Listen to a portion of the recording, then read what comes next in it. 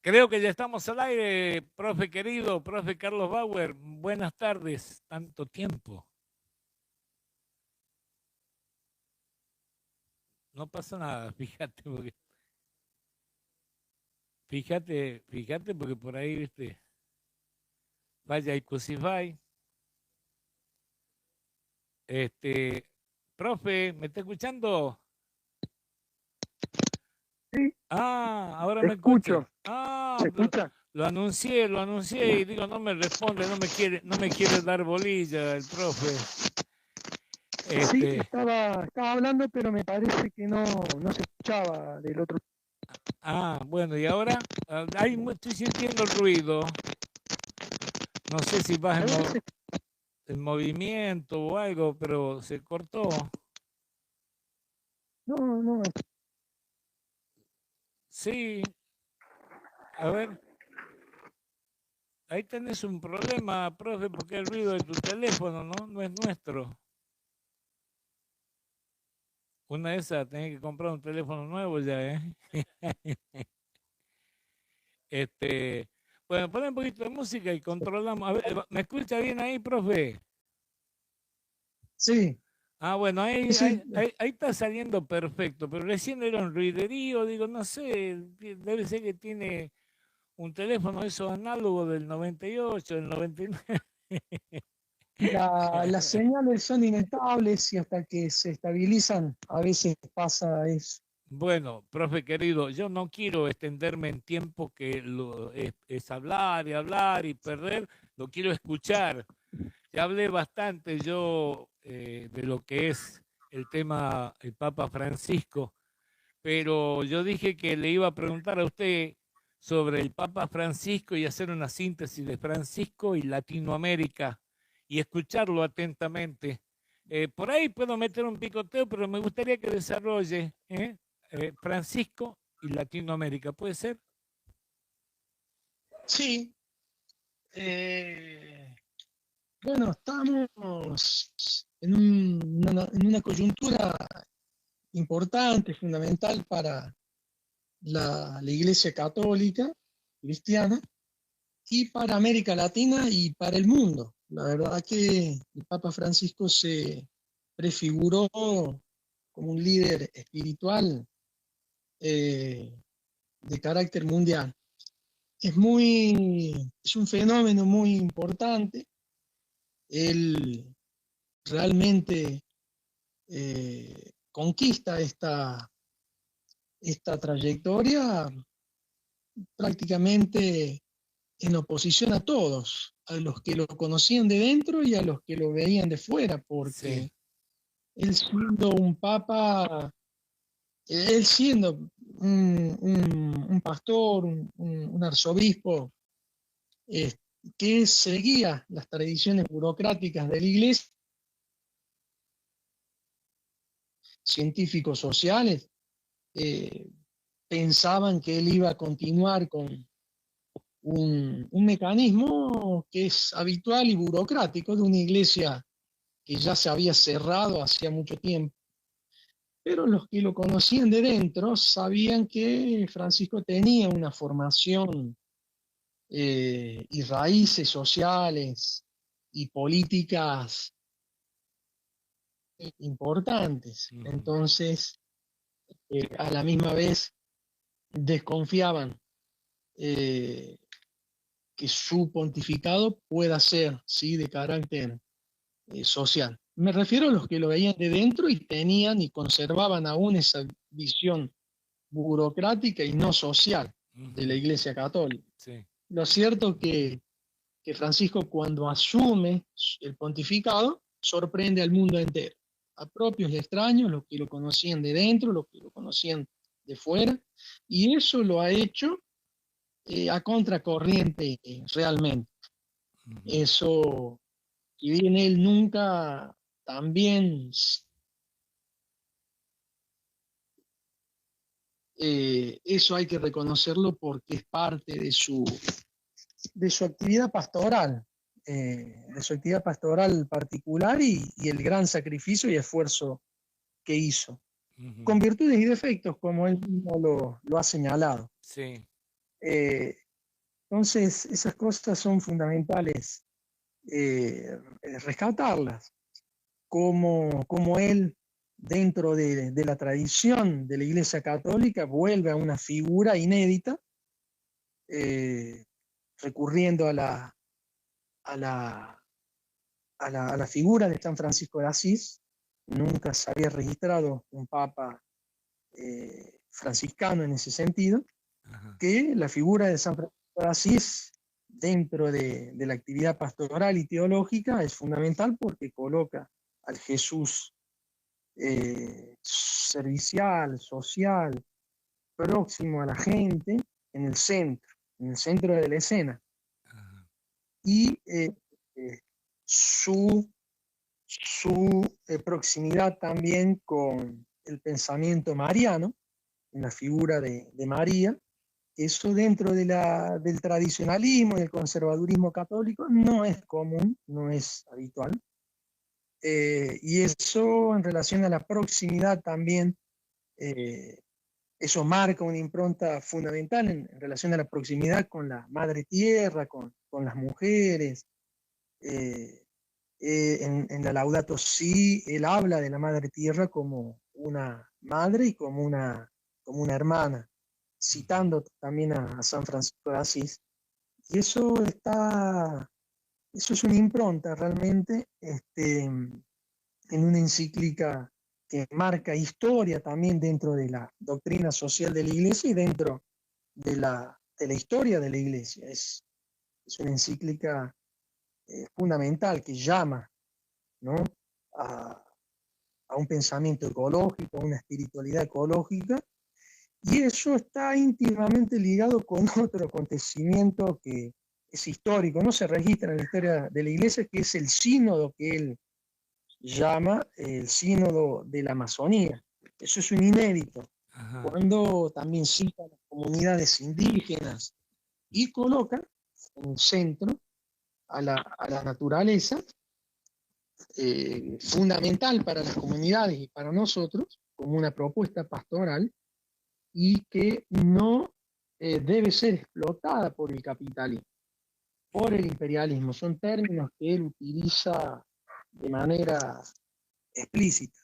Eso realmente no tiene registro en la historia de la Iglesia. Por lo tanto, se termina transformando en un tema no solo continental, sino mundial. Desde donde se ha podido vincular con muchas religiones del mundo, porque eso también ha sido fundamental para un tema que no empezó con él, pero sí que con él se profundizó, que es el diálogo interreligioso. Yo me recuerdo haber participado de algunas reuniones en mis tiempos de formación, ya a los 18 años, pero con todos estos elementos que Francisco coloca, ese diálogo interreligioso también se profundiza. Bueno, es muy interesante ver esto, que no es causa de espontaneísmo ni de una cosa improvisada. La formación de Francisco tiene en sus orígenes a teólogos de la liberación como Juan Carlos Escanone, que ha sido un maestro de él, incluso está citado en una de las principales encíclicas, que es la Laudato Si, un teólogo que en mi caso he conocido, está en el origen de la filosofía de la liberación también.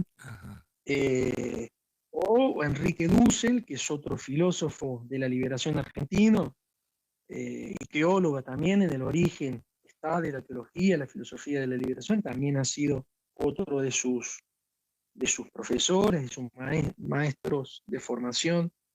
O el caso, por ejemplo, de la filósofa Amalia Poretti, que supo enseñarle el concepto de sabiduría popular desde la filosofía de Rodolfo Kusch. Ese término es fundamental para Francisco, poder reconocer a las comunidades indígenas y la relación que él establece entre el cristianismo, el catolicismo y las comunidades indígenas que habían sido excluidas, y conquistadas desde el tiempo de la colonización, motivo por el cual Francisco pide disculpas y perdones públicas a las comunidades por tanto daño que ese catolicismo le había proporcionado a las comunidades indígenas. No el Jesús histórico al que él vuelve y reivindica, que ese Jesús histórico humano sería imposible de que dañe a algo o alguna forma de vida. Eso Francisco lo sabía muy bien, lo tenía muy bien claro, desde su formación, desde los maestros que tuvo. Otro concepto fundamental que él aprende de Amalia Poletti, lo dice explícitamente, es el concepto de centros y periferias, ¿no? Centros mundiales y periferias oprimidas. Entonces tiene Francisco una visión geopolítica de la religión que es fundamental. Entonces, en ese esquema, en ese cuadro, él piensa y realiza su actividad pastoral, es decir, en un mundo ya concreto y real, no solo en cuatro paredes o en un convento. Entonces, esas cosas son fundamentales rescatarlas en un proceso tan complejo y profundo como el que él ha desarrollado. Uh-huh. También hay otra mujer que se llama Esther, que es una paraguaya, una científica, mejor dicho, hija de uruguayo y paraguayo. Uh-huh. Fue una científica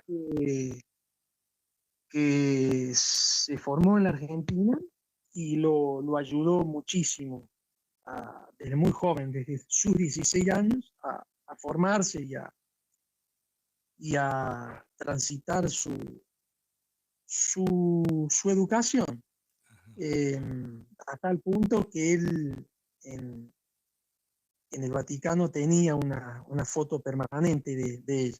Ajá. Él le reconoce una impronta fundamental a esta mujer, ya sea por decir los hábitos de estudio que le transmitió, como de la visión política que le infundió. Una visión política siempre de diálogo, de articulación amplia, pero siempre comprometida con los sectores sociales y los más desfavorecidos. De visión, sí, socialista. Es decir, que Francisco había transitado todas las experiencias políticas, porque a la vez venía de una familia radical, sí. Del primer radicalismo, antiperonistas, pero fue acercándose también al peronismo, ese peronismo de corte social, de justicia social, que a la vez había vinculado, porque el concepto de justicia social no es un invento del peronismo, sino que viene de la tradición social de la Iglesia, pero Francisco reconoce que el peronismo tiene una articulación con la doctrina social de la Iglesia. Entonces, también se acerca, lee históricamente esa etapa, a veces cuenta alguna anécdota que discute con uno de sus tíos, que era empresario, entonces en aquella época le dice, tú eres rico, tú sabes cómo viven los pobres y qué es lo que sienten. Entonces recuerda que esa ha sido una de sus primeros bautismos en relación a mirar esa parte, infelizmente, por el sistema en el que vivimos, mayoritaria de la realidad social. Entonces, estamos ante un fenómeno que tiene una historia larga, profunda, ha desarrollado y ha dejado abiertas muchas puertas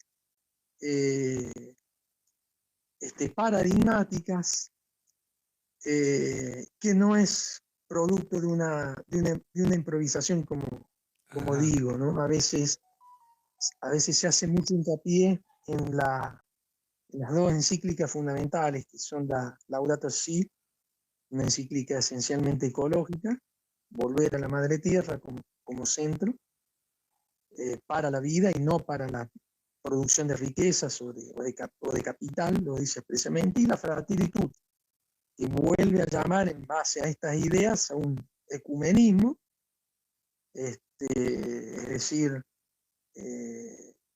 a un fortalecimiento de la unidad y la convivencia de todas las comunidades, no solo de la Iglesia Católica, de todas las comunidades, lo que la Iglesia Católica tenga para ofrecer en ese sentido a todas las comunidades y religiones del mundo.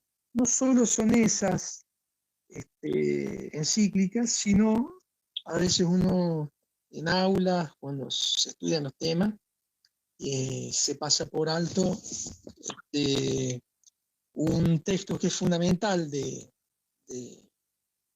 Francisco, que es la Evangelii Gaudium. La Evangelii Gaudium significa la alegría del Evangelio, y allí él, mucho antes que estas otras encíclicas, ahí él muestra el proyecto conjunto que él tiene. Vivir un evangelio con alegría, redefine el concepto de fe, no una fe pasiva, sino activa, salir de los templos, salir de las cuatro paredes, y enfrentarse a los obstáculos, como el consumo capitalista, la sociedad capitalista, el sistema actual injusto, basado en la idolatría del mercado, la especulación financiera, la corrupción generalizada, la evasión fiscal. Todo eso está contenido en ese texto, que él va a ir desarrollando luego y profundizando en otros textos fundamentales. Por eso, la importancia de que Francisco le daba a la política sin poder referirse mucho al tema por sus condiciones y su función. Claro, seguro. La política, decía Francisco, la salvación es política. Entonces hay un pensamiento allí también profundo, íntimamente vinculado a la religión, porque el conservadurismo religioso separa religión de política, diciendo que lo político no tiene que ver con lo religioso y lo religioso no tiene que ver con lo político, y eso en realidad es una ignorancia de lo político y de lo religioso. Uh-huh. Él mismo tuvo un juicio religioso y un juicio político hasta su injusto, obviamente, ¿no?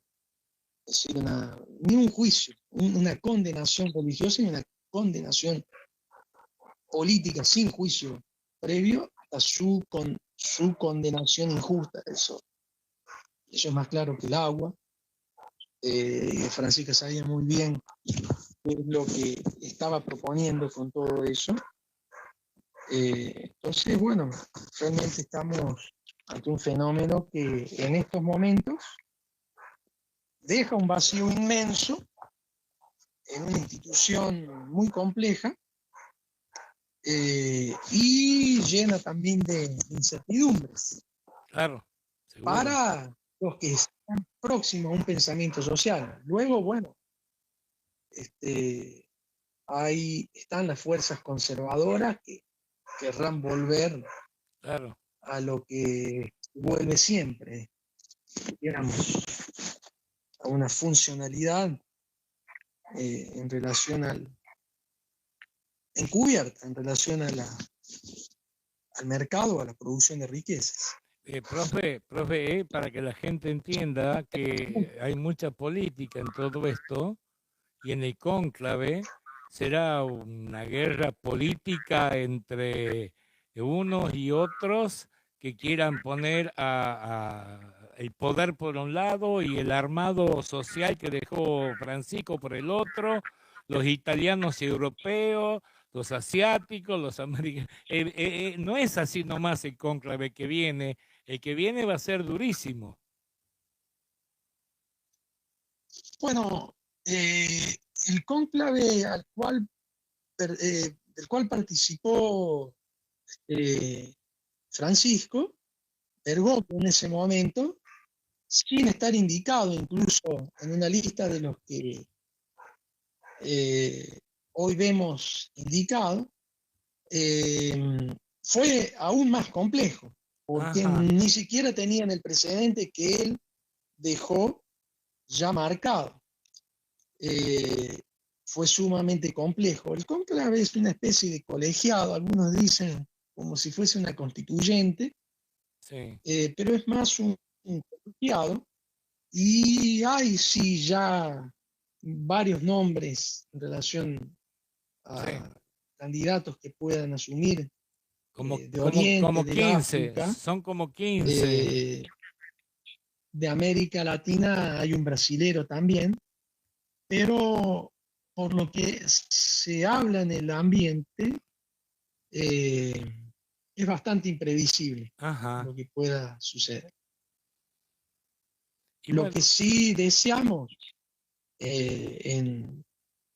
dentro de esta esfera crítico, constructivo, social, es que sea un papa que esté a la altura de Francisco, a la altura de una iglesia que está en renovación, y que tenga un carácter social, que que dé continuidad al no le tenga proyecto. miedo a Ajá. la crítica y a la constructividad, Es difícil eso, ¿no? porque el Evangelio, claro, bueno, pero si no, ni cristiano se podría llamar. Básicamente, el Evangelio esencialmente tiene esas dos líneas: es Sí, denuncia de la injusticia y anuncio de propuestas que sean superadoras, comunitarias. Y Francisco supo muy bien encarnar todo eso. El sínodo, que es una especie de congreso, traducida la palabra para sí, que se entienda, sí, indígena de la Amazonía, es inédito. Si en 500 años de papado no se hizo algo así, y eso claro. es esencialmente comunitario. Ahí está el otro, el pobre, en el centro de la escena. Los congresos que él llamó a repensar la economía mundial con un sentido social y crítico, los congresos de pensamiento crítico, reuniendo gente de todo el mundo, científicos, filósofos del más alto nivel y reconocimiento. Eh, Eso es una actividad pastoral, Ah, de carácter mundial, social, eh, digna de los nuevos tiempos y actualizada a los nuevos tiempos. Es perfecto. realmente una tarea inmensa, valiosísima, que hay que decirla con todas las letras, eh, decirlas con todas las letras y reconocerlas y difundirlas. La religión es esencialmente política, y la política, bien entendida, no cuando se transforma en una actividad meramente burocrática y electoral, es esencialmente religiosa. Se Ujú. trata justamente de ser un instrumento para religar a las comunidades. Religión significa eso, religar a las comunidades entre sí, con la naturaleza, en respeto mutuo. Es esencialmente política, una religión, y una política que sea un instrumento de solución, y no de destrucción. Perfecto. Entonces, esas cosas, decirlas con claridad. O sea, profe, bueno, ahora el funeral que será el fin de semana, creo que el sábado, y después ya pasan unos días y se conforma el cónclave donde, bueno, habrá que esperar la votación de 130 y pico de cardenales, donde 2/3 deben elegir quién será el papa que continúe a Francisco, ¿no es así? Es como para esperar ese tiempo y luego analizar, porque se va a analizar después del resultado, porque eso es todo a puertas cerradas, no tiene ninguna discusión, hasta que vemos el humo blanco, nadie sabe absolutamente nada. Claro, eso funciona como un colegiado, más que como una constituyente, como algunos señalan.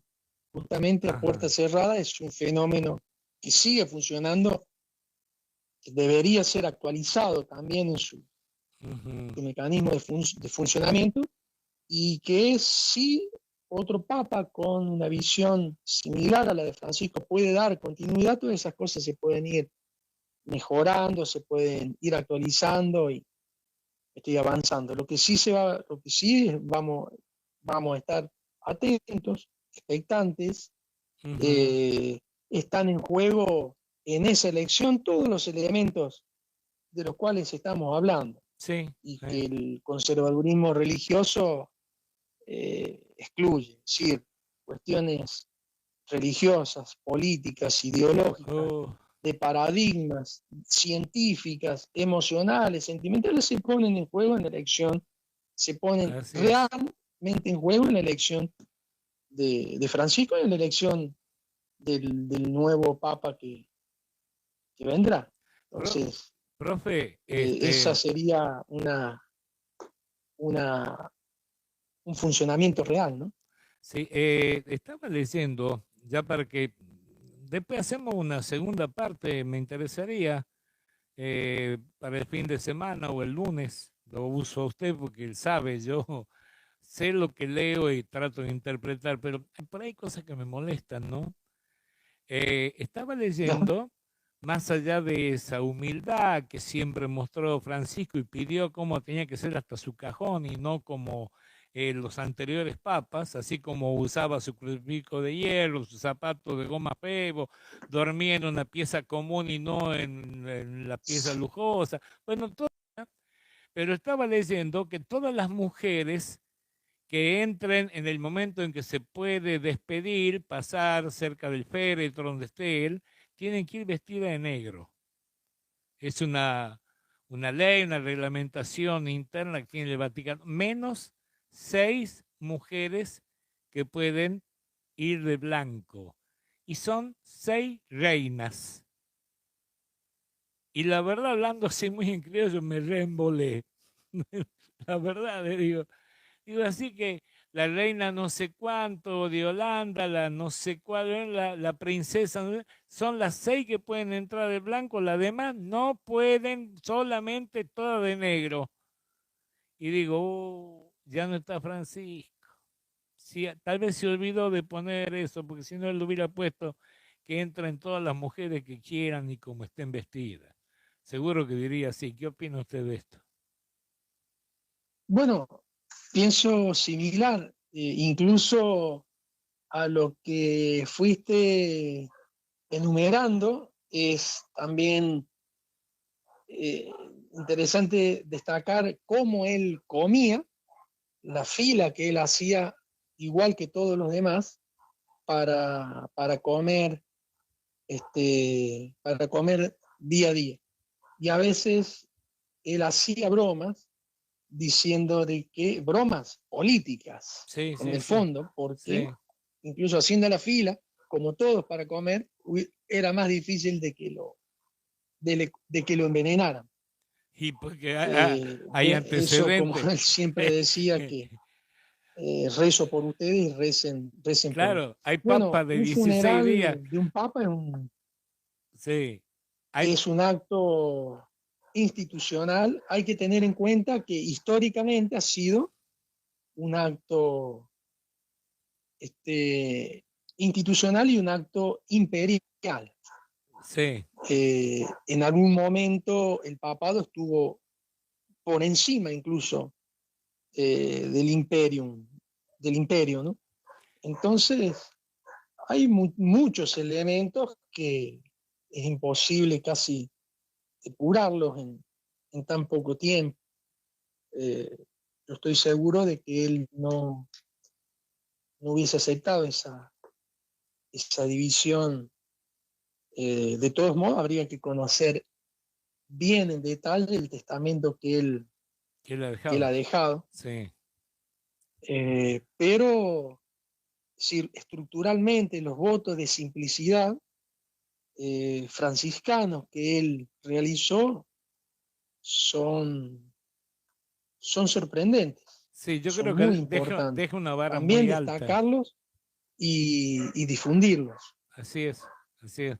Muy similar a como en política han realizado otros presidentes, como el expresidente Mujica en Uruguay, o Manuel López Obrador también en México. Qué grande, me encanta. Y me encanta Claudia. Y eso es interesante porque en el caso Manuel López Obrador está ligado a la doctrina social de la Iglesia. Mujica no, pero sí tuvo mucha relación con uno de los principales fundadores del Frente Amplio, que fue uno de los principales teólogos de la liberación, que estuvo en los orígenes de la teología de la liberación. Pero en ese sentido también es interesante destacar el pensamiento de Francisco. Él decía muchas veces que prefería un ateo con sensibilidad social y trabajo social concreto que un religioso encerrado en su templo, en su iglesia, e insensible a los problemas reales del mundo. Sí, la verdad. Entonces, es muy interesante. Dice que es el Papa de los ateos y el Papa que mejor relación y respeto tuvo con todos los demás representantes de todas las religiones, las grandes religiones que tiene el mundo, ¿no? Yo vi un video donde hasta los recibió poniéndose de rodillas y besándole los pies. Cosa que, no sé, yo me acuerdo cuando era chico estaba Pablo VI, después recuerdo los 33 días que vivió Juan Pablo I, lo recuerdo mucho Juan Pablo II, no lo recuerdo ni lo quiero recordar a Benedicto.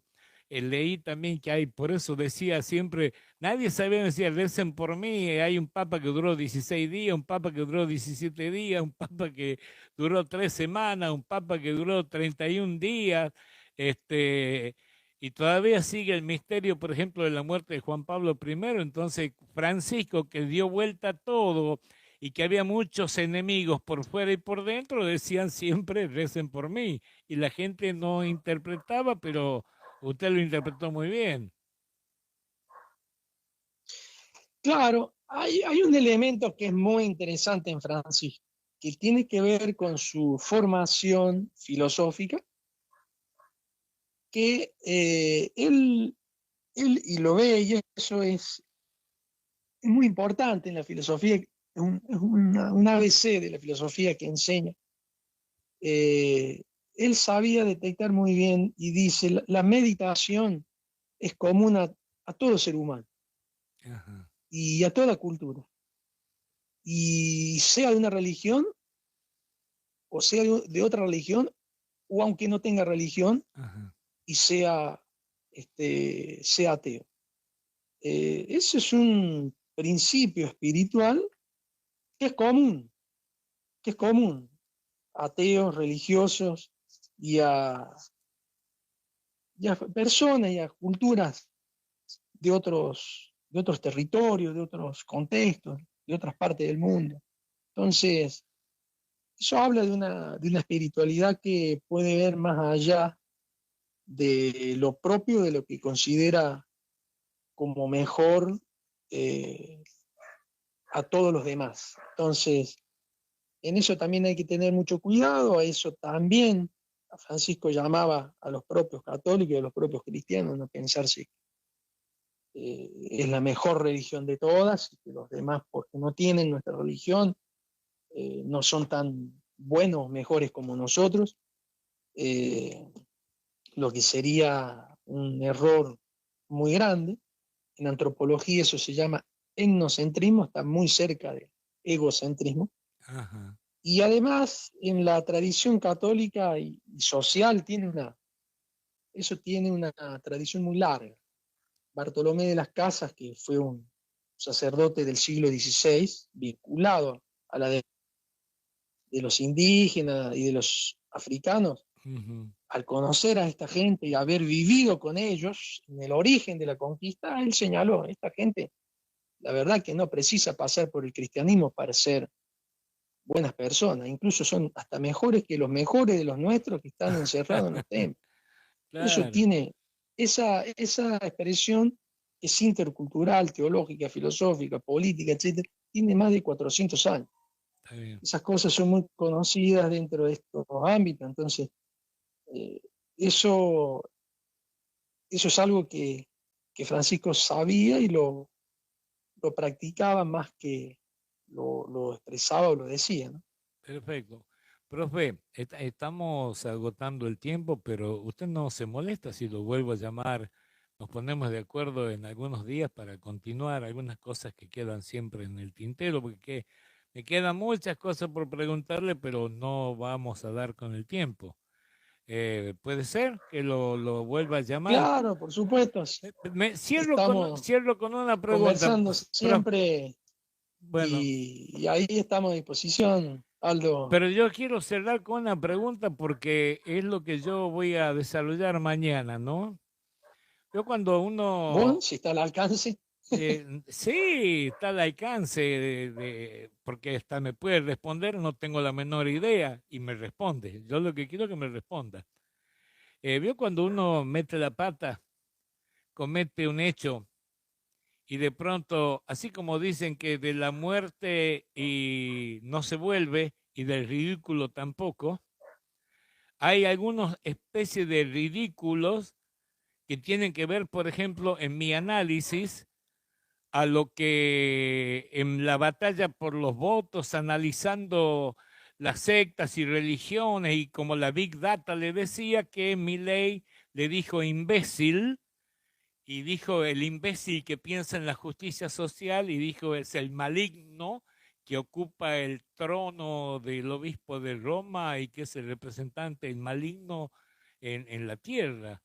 Y ahora sale diciendo que fue en época de política, que ahora... Bueno, yo creo que esa se la lleva hasta la tumba, Milei.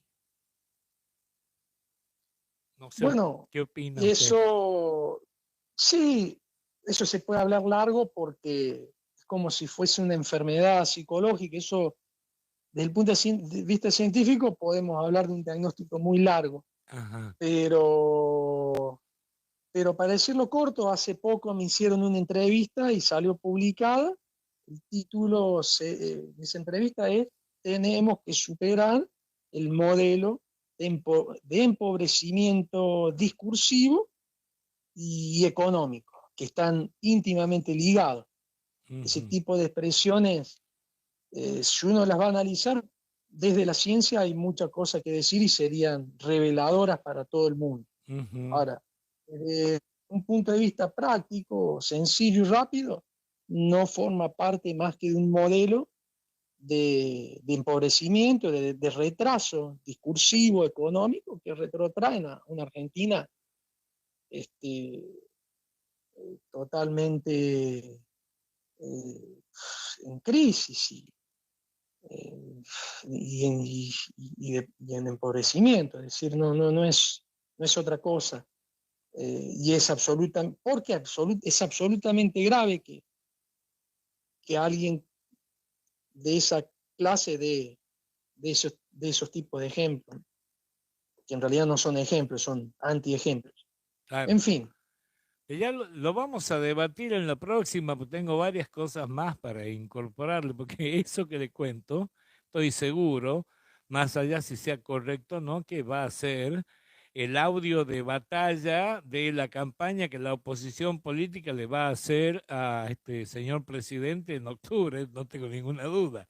Pero él para que lo analicemos después, profe, porque se me va el programa. De todas maneras, nos ha enriquecido una barbaridad. Yo quiero seguir aprendiendo, y me he sorprendido desde el día que murió Francisco, cuando ahí me profundicé y me puse a leer cosas de su vida que yo decía que lo quería mucho, ahora digo que amo con locura a este hombre tan bueno y que como argentino ocupó durante 12 años el papado de nuestra religión, ¿no?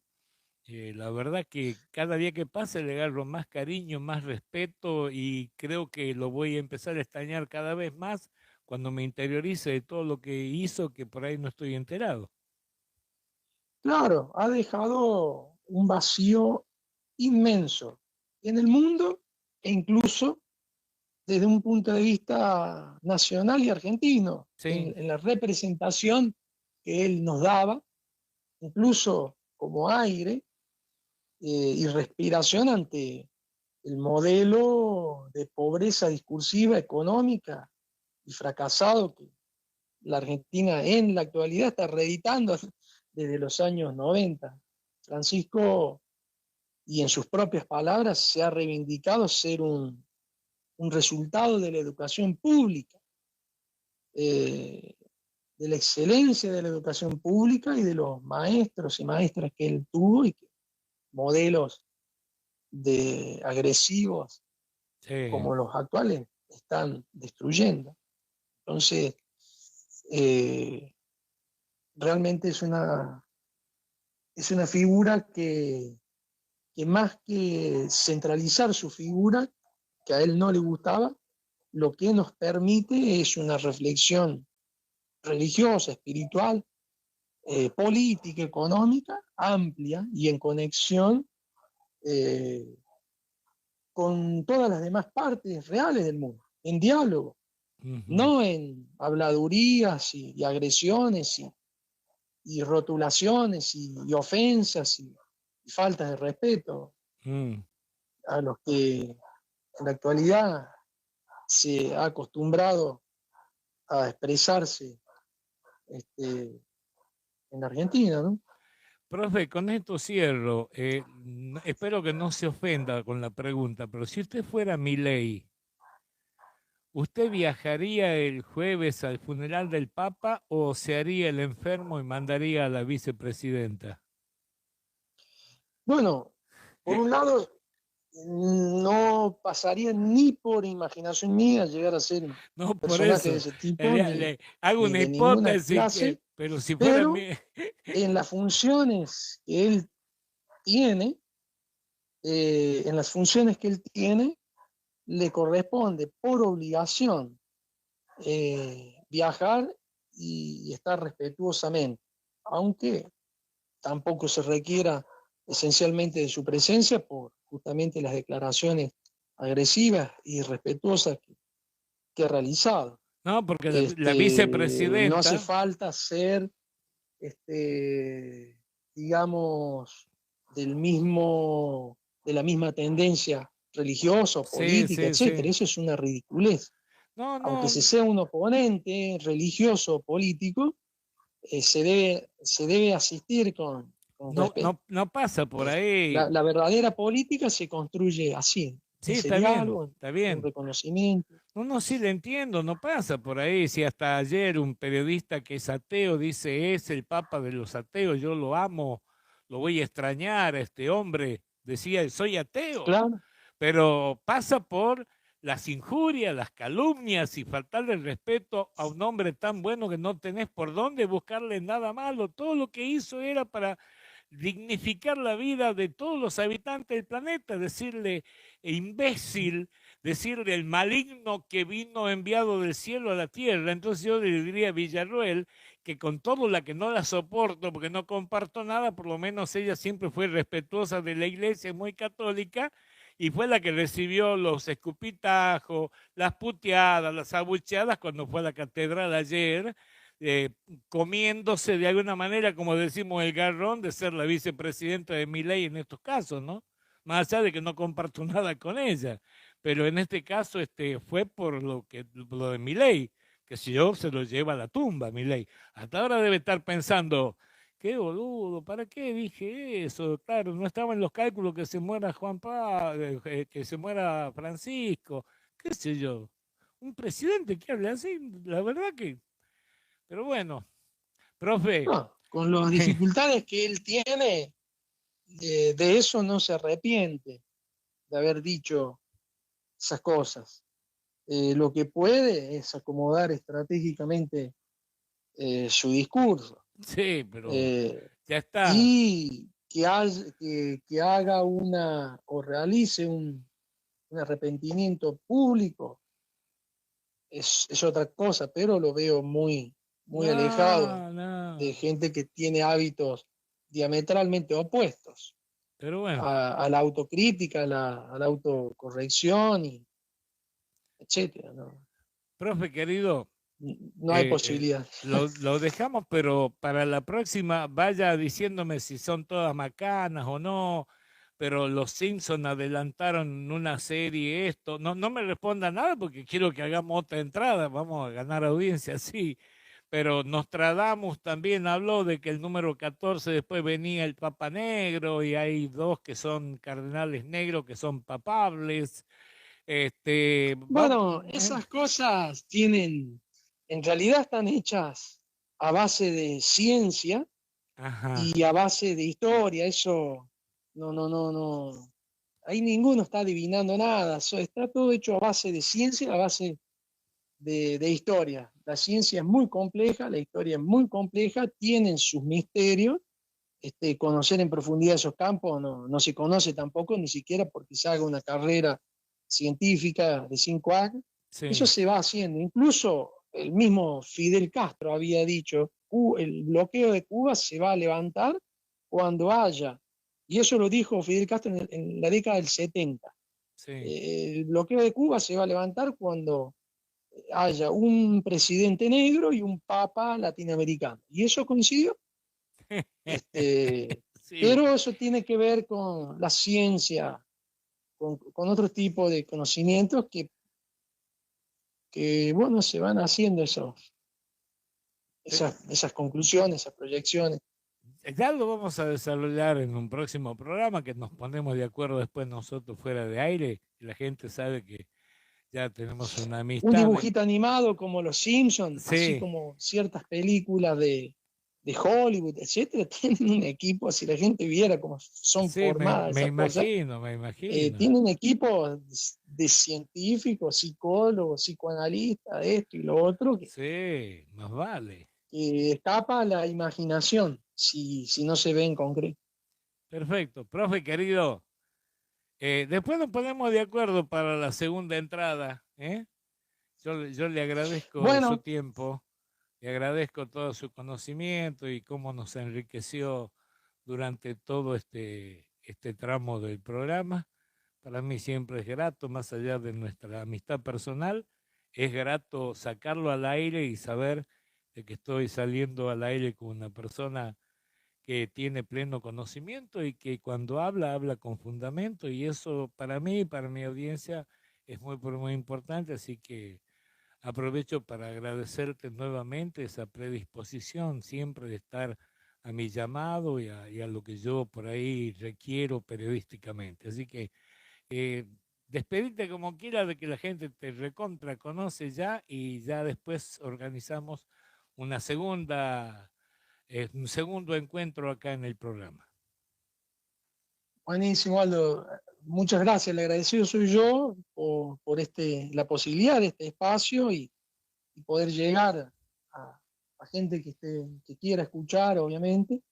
Y, y bueno, ahí uno también se queda pensando temas, también se aprende. Eh, entonces, bueno, ese es el sentido. Este, Compartir y que sea, como dice el Martín Fierro, nuestra Biblia gaucha, Mm, que sea que no sea para el mal de nadie, sino para el bien de todos, ¿no? así es, profe. Neta. Un fuerte abrazo. Hasta la Un próxima. abrazo. Chao, profe. Chau, chau. Gracias. Chao, hasta luego.